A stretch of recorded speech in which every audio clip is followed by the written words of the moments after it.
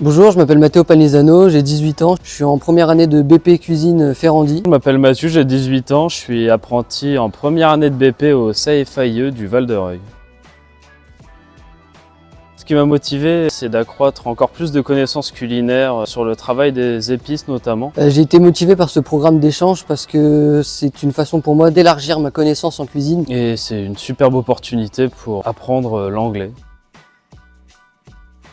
L'accueil réalisé par les élèves et les professeurs du Bali Culinary Pastry School ont été très chaleureux. Les différences entre l'école du CFAIE de Val-de-Reuil et l'école de Bali Culinary Pastry School sont frappantes dans le sens où ici ils ont un mois de cours théoriques et le reste de l'année c'est que de la pratique, de l'expérimentation en cuisine. La différence la plus frappante à mes yeux ce sont les examens finaux chez eux. Ils font un pop-up qui est un concept de restaurant, un buffet.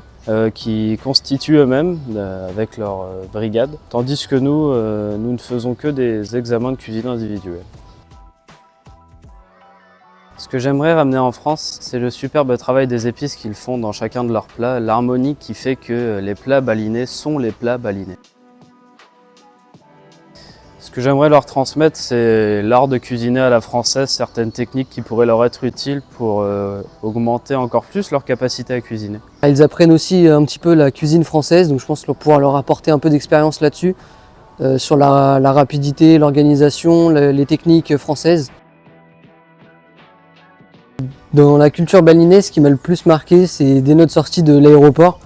Pour rejoindre l'hôtel où nous étions logés, la conduite est vraiment très différente de la France. De mon cas, en tout cas, ça fait un peu flipper quand on voit comment ils conduisent ici. Ce qui m'a marqué avant tout, c'est leur bienveillance et leur gentillesse à chaque moment, surtout envers les étrangers comme nous qui parlons très peu anglais. L'eau courante de Bali, qui n'est pas potable, donc nous sommes obligés d'acheter des gros bidons de 5 litres voire 6 litres pour pouvoir boire en toute sécurité. Ce qui nous fait rire tous les jours, c'est qu'on essaye de se faire comprendre en anglais, sauf que finalement, personne ne comprend parce qu'on parle anglais comme des vaches espagnoles. Le dernier mot que je vais vous partager, c'est enrichissant. Nous apprenons beaucoup de la culture, de la cuisine. Beaucoup de choses apprises en seulement 2 jours en cuisine, c'est déjà un super séjour.